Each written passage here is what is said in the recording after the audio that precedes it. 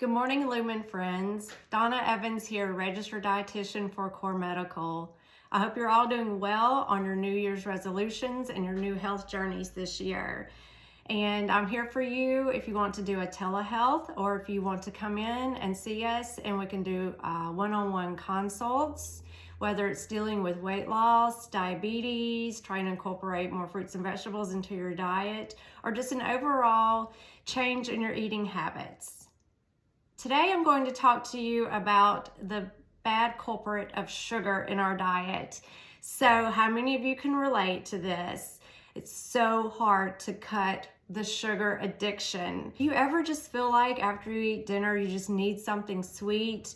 Or maybe when you're completely stressed out you need that chocolate? Or maybe you just don't recognize the habit of I'm needing something sweet, or is it a need versus a want? And today I'm going to help you make some decisions on that. Do you ever just crave something super sweet after eating something salty? Or maybe it's just that you're hungry for a quick fuel and you just grab a high sugary snack. These can all be habits that we're used to doing when we feel like we need that quick fix of fuel. When we're wanting this sugar, we need to figure out, is this a need or a want? We really know it's a need, but our body says, man, do we really want this? So today we're going to talk about what is sugar and what does it do to your body. So sugar is a quick fix, non-nutritive calorie source. It comes in many different sources, as many of you may get confused when you go to the supermarket, the grocery store. There's so many choices out there today, but we're just going to discuss just plain sugar right now, just the white table sugar and how it affects our bodies. So having sugar can cause spikes and crashes in our blood sugar levels. It can cause mood swings. It can affect our memories. Too much of it can cause high anxiety. We know it can cause tooth decay. If you've ever been to the dentist and he asked you when you were small, how did you get all these cavities? Was it from candy? He had a legit reason. So too much over time can cause us to have insulin resistance, where the insulin in our bodies does not work as it should. And we think, why do we always want or just crave this sugar? It truly does act like a dopamine. When it's ingested, it releases dopamine, which is a drug that's made in your body, and it helps you experience pleasure or know that something is good. So we have these withdrawal symptoms of not having the sugar. So how do we stop this dopamine response in our brain? We need to make these small dietary changes that kind of rewire our brain circuits.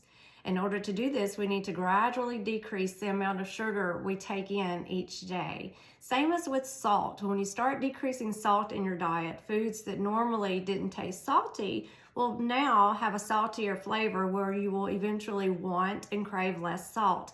Same thing for sugar. As you decrease your sugar intake, things are going to be sweeter. Say berries or fruit that normally you didn't think of as a sweet treat will now be a sweet treat. And when you actually have a candy bar or candy, anything like hard candies that are straight sugar are going to taste super sweet. We need to avoid artificial sweeteners, and that's a whole program on itself of the influences of artificial sweeteners and how our brains and our body react to those.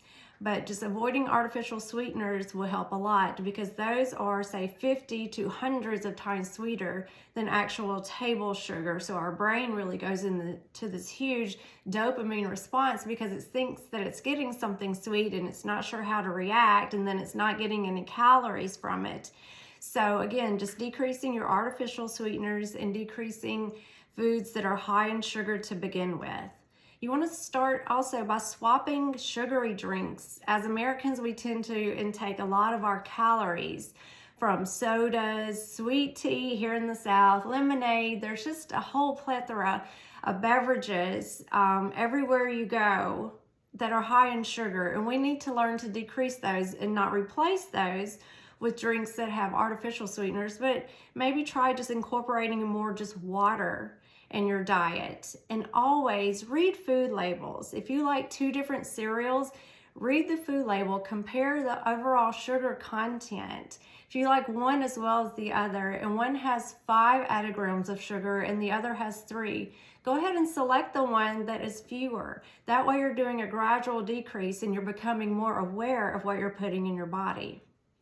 You don't want to starve yourself and look for this quick fix of fuel. So a lot of times if we haven't eaten, we're grabbing for a quick snack. These tend to be higher in sugar and calories and not a lot of nutrients, because what we're looking for is that quick fuel to get to the next meal. So be aware of any snacks that you grab that have a lot of added sugar to them. Talking more on fresh fruits and vegetables, if you're looking for that something sweet, another tip is to go for fresh fruit or even frozen fruit. For example, fresh or frozen berries have a very low glycemic index compared to other foods, and they're also a wonderful fiber source. Again, having fiber, as I mentioned earlier, with the protein and the fat with your carbohydrates is going to decrease the absorption rate of the carbohydrate, which will turn to sugar. Therefore, your blood sugar is not going to spike as easily as just having the carbohydrate by itself without the fiber, protein, or fats. Another thing to key in on is after you eat meals, are you normally automatically going for something sweet? When you think of dessert, maybe you're just having a small piece of chocolate at the end of the day because you've done so well throughout the day. Or also just consider dessert as a luxury. It's kind of like you've done so good all week and Friday comes and you're going to dinner and it's your favorite restaurant and you really love their dessert. So choose other low sugar options for your meals and enjoy your dessert or share your dessert. That way you still get that dopamine response, which is that pleasure feel of I'm ingesting something that is so good and I have missed it, versus having the whole dessert alone and all those extra non-nutritive calories. Or another thing you can do is even sip herbal tea at the end of meals. Kind of has a sweet flavor. You're changing the habit. If that's not for you, maybe you get up and go for a walk. Just change what you do after your meals if you normally reach for dessert. I speak a lot on making things a family habit. You know, why would we want to feed our children something that we know is not good for ourselves? And we want to start their habits early of making good food choices that will reflect on their health later in life. So one thing you can do is just, maybe encourage your children when they're making snack choices or packing their lunch. Try to encourage fresh fruits and vegetables. They're getting good vitamins, good minerals, fiber, and they're changing how much artificial or added sugars they're having with their meals. As kids, yes, they're moving around more than we are on a normal basis. Having a little sugar is not bad. Definitely, in my opinion, having more natural sugar and not artificial sweeteners is key. However, things that we can change now on these non-nutritive calories that aren't providing any good nutrition sources and having lower amounts. Or if you're comparing snacks in the grocery store, again, really hone in and take a minute to look at the food labels. You would be surely surprised, even just if you compare a couple of yogurts or granola bars, the amount of sugar that is added to food these days, it's almost like food isn't food of 20 years ago. So just really be aware, and that's the most helpful key you can have as a parent or just anyone in your household who does the grocery shopping. Compare different products and choose the one that has the least amount of additives, the least amount of, more harsh ingredients. And if sugar is the first ingredient in the list on the food label, that is the highest amount of ingredient in the whole product. Also, really look at added sugars. The amount of added sugars in yogurts, in cereals, in almost anything processed. Of course, the marketers want to add sugar to make it more palatable. Again, to trigger off that dopamine, that pleasure of this is so good. But we have to take into account all these extra calories that aren't needed and that are not healthy.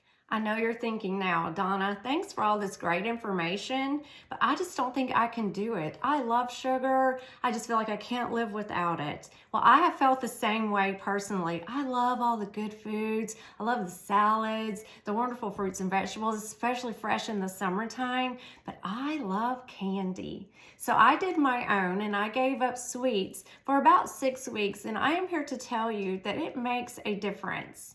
It's a lot different now when I think about, oh, do I really want to run that mile or do that exercise or add that 100 calories to MyFitnessPal, when really it was just a moment of pleasure. So one thing to think about is the longer you do without, the easier it gets. That's the same with smoking. That's the same with decreasing calories. Anything that you can steer away from. A lot of studies show 21 days. I'm telling you, I gave it 6 weeks, and now I honestly do not crave sugar like I used to crave sugar. Okay, so just taking the step, maybe you have to mark it on the calendar. Maybe you're one of those who have to go cold turkey. But don't deprive yourself if you're going to fall off the bandwagon in a couple of days. That's why it is suggested to just decrease gradually. Say today is your start day, or next Monday, or whenever, and literally write it on the calendar. Put it as a reminder in your phone. Today is the day, and I'm going to make it a family affair, or I'm going to do this for myself, as your own personal goal. Sugar detox is estimated about 3 to 10 days based on different research studies, but it takes about 4 weeks to kind of stop the craving. And then the good news is, yes, there's good news to this, is that you're going to have more than likely a calorie decrease overall, because the high amount of added sugars and calories that our bodies aren't gaining anything but just energy, no nutrients, and straight sugar. You're going to have an increase in energy. We think, oh, sugar again gives us that boost of energy. And then we crash because our blood sugars go up and then they come straight back down when it's just sugar alone. Again, going back, I can't say this enough times, to have the protein and fiber and fats. And don't be afraid of fats, but that's all for a whole nother segment. However, you will have improved blood glucose levels. So you're overall going to feel better. You're going to have that more leveled out blood sugar throughout the day. Whether you're diabetic or not, decreasing sugar is in your favor for a healthier you. And you're going to have a decreased insulin resistance. Instead of having all that sugar and all that insulin release all the time, it's going to come in spurts. So your body's more aware of what it's doing and not a constant insulin release. That's kind of hard to say. You're going to have a gradual, so your body is able to work better. It works more efficiently at decreasing the insulin when it's needed. I do want to add in a little tidbit of artificial sweeteners or sugar alternatives. There's so many questions and concerns that I get from a lot of my clients is, which one is better? To me, there's highs and lows of each one. Sugar itself is even processed down, just the white table sugar.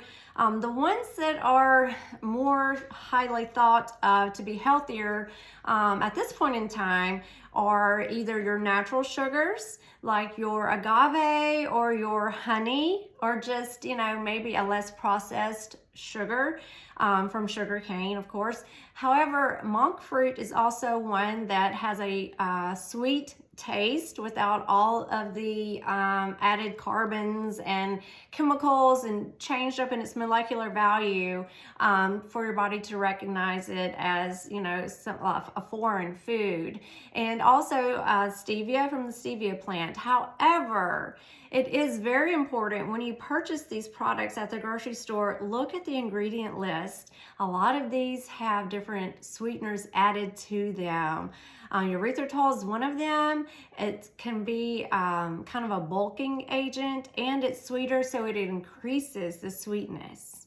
A lot of the aspartame or your saccharin, your sucralose, also your Splendas, your Equals, your sweet and lows, those are the ones that are like hundreds of times sweeter than regular sugar. So when you're adding 3 or 4 packets of these to your coffee in the mornings, you're getting like these thousands of times sweeter than table sugar. So just be aware when you're putting these contents into your body, there's lots of mixed reviews. There's a lot of mixed science behind it, indicating that you're feeding your body these foreign chemicals, and so your body really doesn't know how to react. It's giving off this dopamine. Do I release insulin? Do I not release insulin? I'm not getting any calories, so I'm not going to use this energy as fuel. So it just sends all these mixed signals to your body. A lot of times it can cause inflammation because your body's trying to figure out what's going on. And then also several studies have indicated that these sugar alternatives, these artificial sweeteners, can kill off the good gut bacteria that helps, with your immunity. So just be aware of these. You may want to do a little of your own research. We'll talk about more of this in the future, but just become more aware of, putting something that's not natural in your body versus something that, your body can break down. And it's just better just to have smaller amounts of something that's natural, in my opinion. So again, watch your sugary drinks. That just tends to be a really big one. We go to grab a soda in the evening. Sometimes we just need that carbonation, or we need a little bit of that caffeine. There's tons of products out there of naturally flavored waters, or you can flavor your own if you just get tired of the normal water, or just the plain water. So there's lots also of these carbonated, they're kind of like carbonated sodas, but they're the ones that just have just carbonation and natural flavors. And if you just need that little bit of carbonation in the evenings, choose those. There's no added sweeteners, there's no added sugar. So just be aware and take the time again to look on the outside of the can, look on the outside of the bottle. For a Coke bottle or, a soda bottle, it may be 20 ounces. And gosh, on the label, it'll say X amount of grams of sugar per serving. That's your key again. Look how many servings are in that one bottle and how much sugar you're putting into your body and what that does to your body. You may not feel it right now. You continue these habits that aren't real healthy over time, it's going to have an impact, and it's not a positive one. So again, I thank you for your time today. If you have any questions or concerns, or you want one-on-one counseling, or just to go over your food records, what can I change to make better habits, feel free to reach out. You can call the clinic, set an appointment, or you can just go on the portal and log in and just pick your day and time. And we can do it via telehealth. We can cover a variety of subjects, and we are here to make you healthier. Have a great day, and thanks.